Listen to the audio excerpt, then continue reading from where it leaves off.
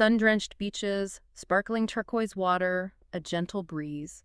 Okay, so maybe we're not actually on the French Riviera, but we can dream, right? Right, and luckily for us, we've got something even better than a postcard today. Exactly. We're diving into Radio Nizza, an Italian language media outlet that's going to give us a unique perspective on this iconic region. And it might seem a bit surprising to find an Italian language outlet in France. Yeah, you don't typically think of those two languages going together. Right, but Radio Nizza actually highlights those deep historical connections between these regions. Fascinating. So tell me more about what we can expect to find on Radio Nizza. Well, they cover news, but it's really their focus on local culture that drew us to them. Think of it as a window into the soul of the French Riviera. I like that, a window into the soul. And from what I've seen, they cover a real mix of stuff, from hard-hitting news to arts and culture. Exactly, and that's where it gets really interesting. You see that juxtaposition of, say, an article about the Telegram founder potentially seeking French citizenship alongside an announcement for a local concert. It's like they've curated this collection of stories that really show you the Riviera's many sides. So where should we start our deep dive? What caught your eye? Well, there's an article about an art exhibition in Lugano that really intrigued me. It features the works of Yves Klein and Armin, two artists with strong ties to Nice. Oh, Yves Klein, the international Klein blue guy? I've definitely heard of him, even if I'm not a huge art buff. Exactly. That vibrant ultramarine blue was his signature. What makes this exhibition so interesting is that it brings together these two giants of the Nouveau Realism movement, which really pushed the boundaries of what art could be. Sculptures from everyday objects, performance art, it was all about challenging the norm.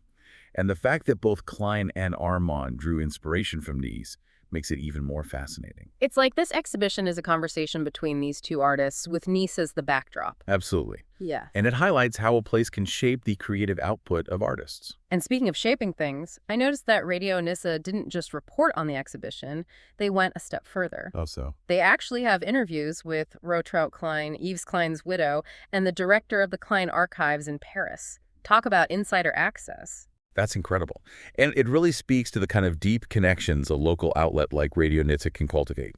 These aren't just detached reports. They're personal glimpses into the art world and its connection to this specific place. Yeah. And it makes you realize every place has these hidden artistic legacies. Right, like just waiting to be discovered. Exactly. And speaking of those hidden legacies, Radio Nizza also featured an article about someone who dedicated his life to preserving that for nice Robert Verdoya. Okay, Robert Verdoya, that name doesn't ring a bell. Tell me more. So according to Radio Nizza, this guy was obsessed. Obsessed. Basically, yeah. Obsessed with Nice's history and heritage. Spent years researching, documenting, basically becoming this walking encyclopedia of all things. Nice. Wow, dedication. Right. And what's really cool is that he left behind this incredible archive. So his work lives on. Exactly. His knowledge, his love for his hometown, it's all there for future generations. It's a good reminder that sometimes the most impactful legacies are the ones built by individuals, not big institutions. So true. It makes you wonder how differently we might understand places if we had a Robert Verdoya for every city, you know? But okay, we've talked about art, legacies. Radio Nizza also covers current events, and one story caught my eye, the one about Pavel Durov. Ah, yes. The Telegram founder. You mean the bit about him potentially seeking French citizenship? Yeah, that one. Seemed a little ironic given his stance on privacy and all that. Right, it's not the most obvious move. For those who don't know, Telegram is this encrypted messaging app, hugely popular. And Durov himself has been very outspoken about protecting user privacy. Even criticizing governments, I think I read somewhere. Exactly. So yeah, him wanting to become a citizen of a country known for, shall we say, keeping a close eye on things, it raised some eyebrows. To put it mildly. And Radio France. Yeah. That's a major French media outlet. They're actually investigating his citizenship application. Oh, wow. Really? Yeah. Seems there's more to this story than meets the eye. We don't know all the details yet, but it definitely makes you think about Durov's motivations. It's like a real-life thriller playing out on the French Riviera. International intrigue, technology, maybe even a touch of espionage. Maybe. But what I find particularly interesting is how this situation highlights that tension between individual freedom and national security, especially in our digital age. Because on one hand, you have Durov building his entire platform on the promise of privacy, but then on the other hand, you have the interests of a nation-state, which might not always align with those values. Exactly. It's a complex issue with no easy answers. Yeah. Definitely something to ponder while sipping your café au lait on the French Riviera.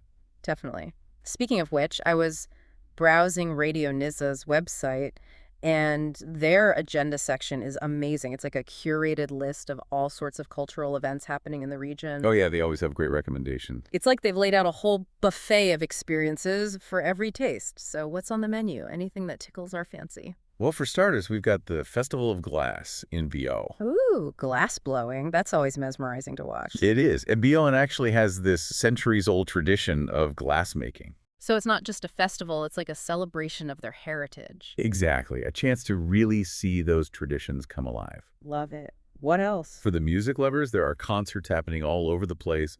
Classical, sacred music, even a few tribute bands, if you're into that. Nice. They really do have a bit of everything. Shows you how diverse the Riviera is, musically speaking. It's true. They've got that cosmopolitan vibe, influences from all over. And then there are the guided excursions, which sound like a great way to experience the natural beauty of the region. Those are always fun. You get to explore the coastline, the hills, those charming villages. It's a nice reminder that there's more to the French Riviera than just the glitz and glamour, you know? Totally. It's like stepping into a different side of the Riviera, one that's a bit more hidden, more about nature and those authentic local experiences. Exactly. And speaking of authentic, I have to ask you about this podcast episode. Radio Nizza featured Gino Paoli, Sapore di Francia. Did you see that one? Gino Paoli, A Taste of France. Yeah. Yeah, it caught my eye. Now, I'm not familiar with Gino Paoli, but the title alone has me intrigued. He's a big deal in Italy. Singer-songwriter, known for his poetic lyrics. Beautiful voice. Imagine like the Italian Jacques Brel, if you will. I like the sound of that. And like many artists before him, he was drawn to the French Riviera, that creative energy. It's funny, isn't it, how all these different threads, Italian music, French landscapes, local media, they all come together to create this rich tapestry of a place. It's true. And that's what's so fascinating about these deep dives. We start with a website, but by exploring these different pieces, we get a much broader perspective. Yeah. Exactly. And for me, what's really stood out is how even a local outlet like Radio Nizza can offer this global perspective. Right. It's like they've curated this experience that goes beyond the typical touristy stuff. It's a glimpse into the heart and soul of the French Riviera. And in a way, they're also reminding us of how important those local perspectives are, especially in today's world where everything feels so interconnected. Absolutely. Because you can read all the travel magazines you want, but sometimes the best way to truly understand a place is to listen to the stories being told by the people who live and breathe it every day. Exactly. It's like they're saying, come, listen to our stories, experience the Riviera through our eyes. And on that note, I think it's time for us to wrap up this deep dive. I agree. It's been a fascinating journey. It has. We've explored art, history, technology, even a little bit of international intrigue. All thanks to Radio Nizza. So to our listeners, if this deep dive has sparked your curiosity, I encourage you to go out and find those local lenses in your own corner of the world. You never know what hidden gems you might uncover. Exactly. Until next time, au revoir.